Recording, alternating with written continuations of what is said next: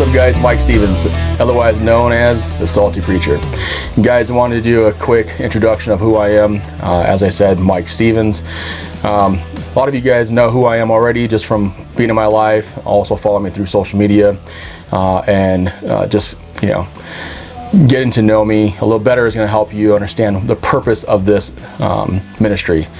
Guys, so Salty Preacher, what does that mean? Matthew 5:13 talks about being salt of the earth, right? And being salty in today's world is really about my persona, my personalities you see of other people, and that's just kind of being, you've been aged, if you will, with things in your life kind of get you a grumpy attitude towards things, right? And so I'm just a real dude. As a real dude, I'm gonna say and do things, but I'm also a Bible preaching dude. I love the Bible. I love Jesus Christ as my Lord and Savior.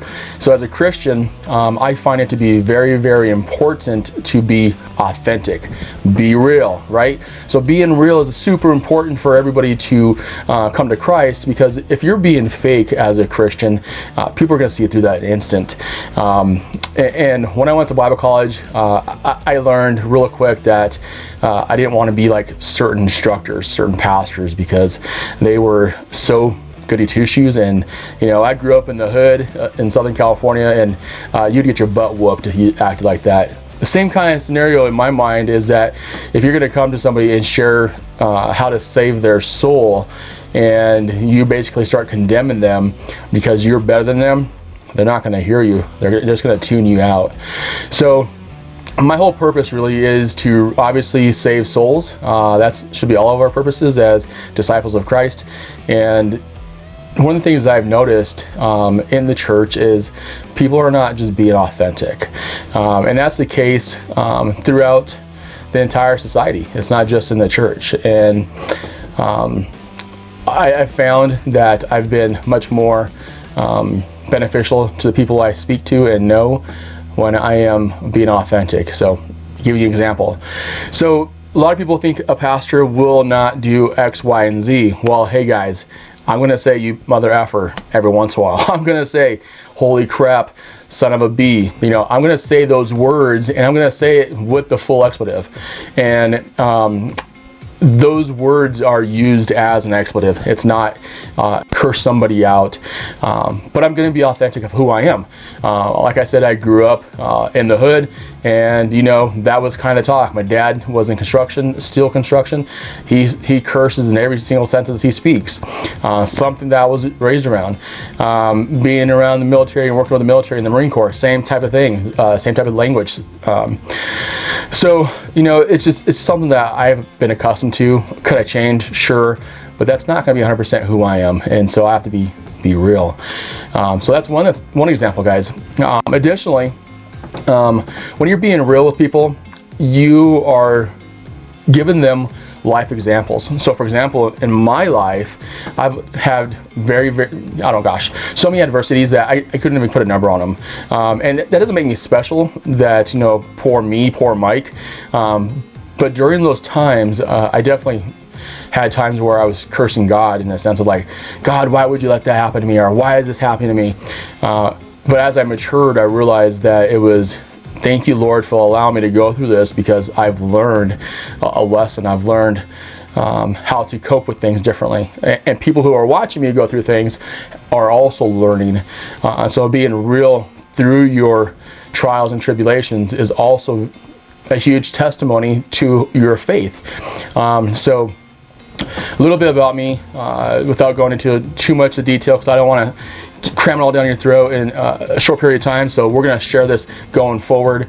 But quickly here is, I worked as a stockbroker for close to 15 years. I left the workforce to serve the Lord. Wanted to be a missionary, a pastor, go through the world and just save souls, as I said, But before all that, I was kind of lost. I thought I knew everything.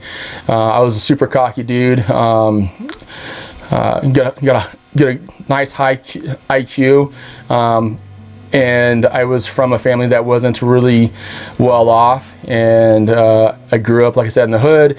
I was going to different schools. They would bus me over to a different school to gifted and talented education, and so that made me feel, it made my head explode that I was big-headed. I was smarter than others. So growing up, being poor, having this big head that I was smarter than everybody else, wasn't such a good thing. I had trauma in my childhood. I didn't have the best upbringing from my parents. My dad was a workaholic. My mom was an alcoholic. My parents were kind of absentee parents because of their own issues. And the other thing is, I really had to raise my siblings. There was 5 of them, including myself. So there's 4 siblings and myself. And the big age disparity, from a 15-year difference compared to a 3-year difference from the one that's closest to me. And there was a set of twins. They're 10 years younger than me. So I did a lot of growing up real soon. Growing up in the hood, you would have to fight to, just to prove yourself. So a lot of fighting happened. A lot of bullying happened. I was a little smart kid that would carry like a little teddy bear to school, walk to school through the hood, get jumped on the way to school, get to school, get jumped again. That lasted for about a couple of years, and I got pretty rambunctious myself and fought back and started taking karate and doing stuff like that. But learning from my parents' mistakes, and they're human, guys, just like any other parents, they're not going to be the best. They're learning as they're going, just like you and myself. We can read. Hopefully that the whole purpose of this type of ministry here is really that to share whatever I've learned through my life and what others have learned, and having those dialogues and building that rapport with you all, that we can learn from each other, and that you don't have to suffer like I did, or I don't have to suffer like somebody else or like yourself. And so here's the thing. There's lots to my background, to my upbringing, that's made me who I am today.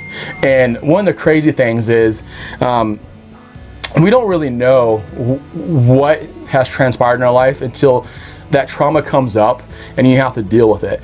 And if you don't know how to cope, sometimes we'll just cope to what? Having a glass of alcohol, or doing drugs, or multiple relationships. It could be a slew of things, correct? So here's the thing. I want to just leave you at this.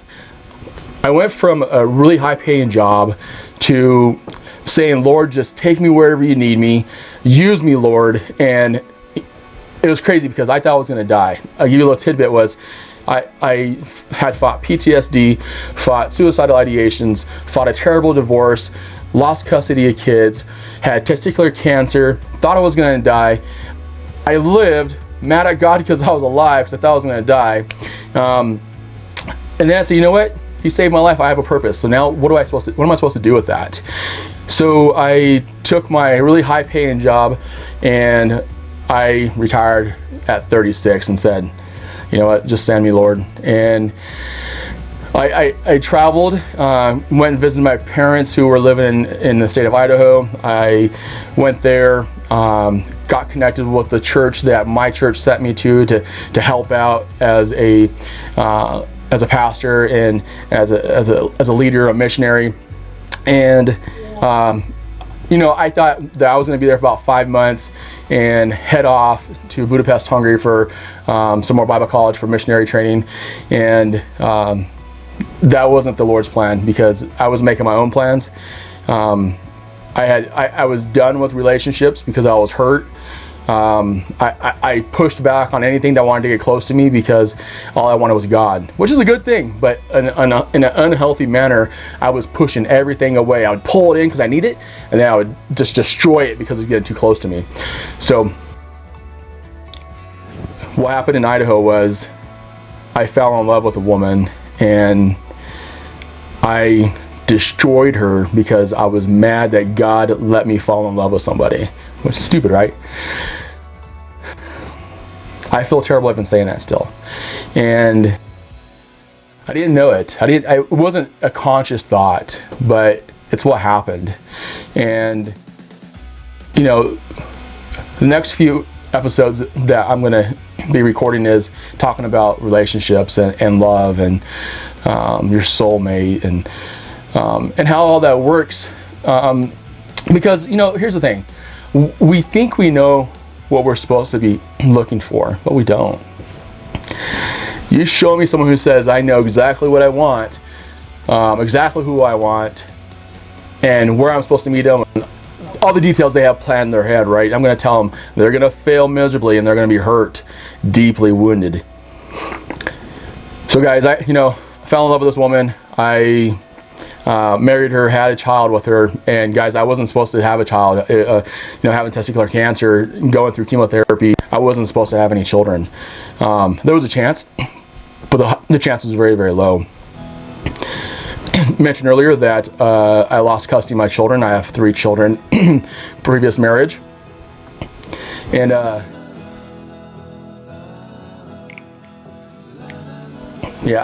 sorry. I haven't seen those kids in 8 years, so that's hard to talk about. But lost custody, and but my baby Brooklyn, she was born to my new wife and myself, and she has been such a blessing. She doesn't replace the love and the children that I miss, but she is the gap filler. God has shown me that love through her and through my new wife. Everything I was looking for in the world was given to me by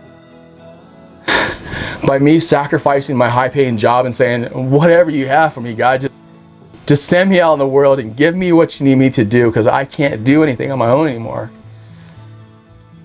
I was tired of just fighting the grind every day, going grind, grind, grind, because I was looking for something bigger than me. I wanted to be better than everybody else. It was always about what's in it for me. It was all about what can I do to make my life better. It wasn't what can I do to help others. Even though I had that in my heart, I felt I had to buy better things, buy more houses, buy more cars, do all this stuff that the society and the world is pushing me to do as a stockbroker. But the reality is, all I needed was Jesus. And it sounds corny, right? And it is if you take it for what that statement is, because you don't just need Jesus. You need the relationship with Jesus Christ. You need to understand that He died for you and me, and that all the sins that we've had before we give our lives to Him, they're gone. That burden on our shoulders, they just disappear, right? Because they go onto His shoulders, and He carries that for us. But the reality is, if I don't accept that 100%, then that's still on my shoulders, because I'm not having that deep faith that I just, I got here to Idaho and I didn't know what to do with myself, because here I was, this badass stockbroker making really good money, and I come to Idaho who's like 20 years behind the times, and I was just an arrogant asshole, completely. Here I am, this preacher dude who wants to make a difference in people's lives, but I was an arrogant asshole. That doesn't work, guys. And so the Lord obviously knew that, and He changed my world around. Gave me a baby, gave me a wife, stuff I didn't want. I didn't want that. I didn't want anything but just to serve Him. But He knew that I needed to be fixed. My fixing that I needed was my wounds, my coping skills, my intelligence level with relationships. I knew how to survive. There's no doubt about that. I can survive. Marine Corps taught me that. The lifestyle in the hood taught me that. Life before everything had taught me that. I was just so frustrated that I lived through my cancer. I lived through my divorce. I lived through a bad relationship breakup. And I didn't know what I was supposed to do besides just serve the Lord. Well, getting pregnant, getting married, I had to reevaluate my life, obviously. I'm not going to just say, adios, guys, I'm going to Budapest, Hungary. I've been called by God, because that would be just completely ignorant. And so my new wife, Bree, she is one tough woman, and she I tore her down. I destroyed her because I was broken. But what she did was she loved me. And that type of love that I'm talking about is that agape love. And that love where only Jesus Christ can fill you up. Well, she was my quote-unquote Jesus Christ in my life at that moment. Jesus was working through her. The Holy Spirit was working through her, in her and through her. And that was just mind-blowing to me because I was like, I don't, in the time frame, during that, I didn't realize what I was doing. So give myself a little slack. It doesn't matter because I still hurt her. I didn't realize I was actually doing those things. But here's the thing. I had to unlearn all my bad coping skills. I had to unlearn all my bad habits, my behaviors. I was just completely disgusted with myself after about a year and a half because I didn't know what to do with myself. I was lost. And even though I thought I had a plan, I was completely lost. This type A personality guy that knows what he's supposed to do, has a drive, drives to where he's supposed to go, overcomes what he's supposed to overcome, is now this broken little child. I would tell Bree, just tell me like you tell a child.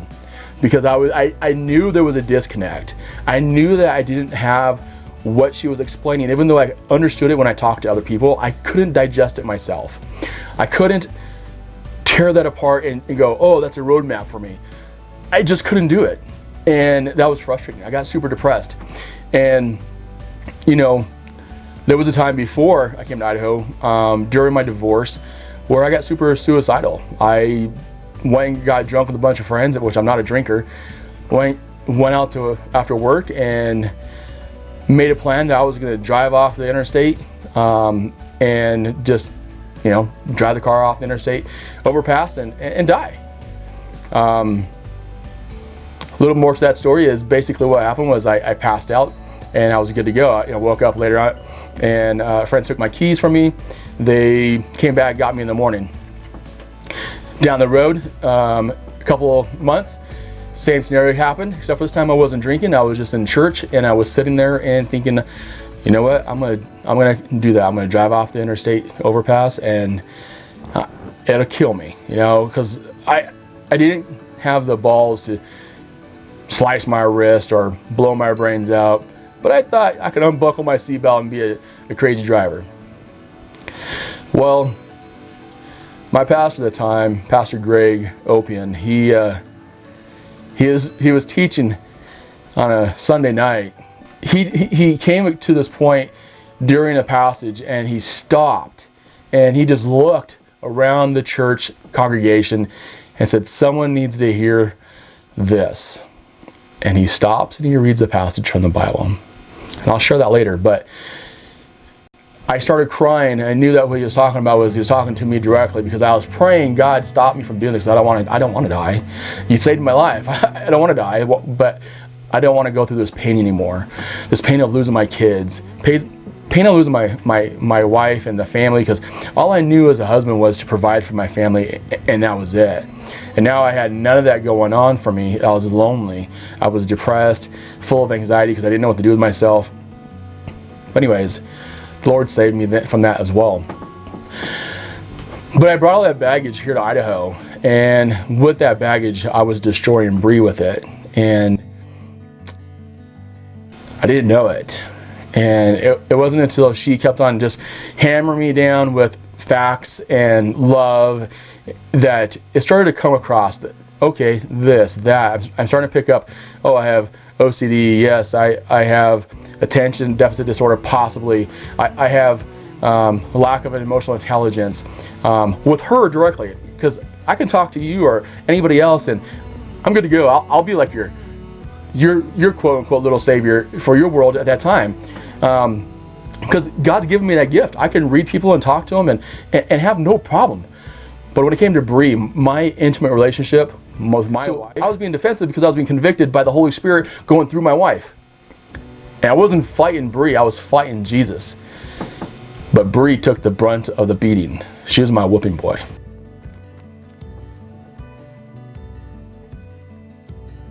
That's not a good thing, guys. And I know you men out there, you do the same thing. I guarantee you do the exact same thing to your spouse, to your coworkers, to your boss, to your employees, to your friends. You're doing the same thing. It's a pattern that most of us have. I would say all of us, actually. It just depends on how it comes out. So with me, guys, that's a little bit about who I am. I fought depression, anxiety, suicidal ideations, suicide attempts,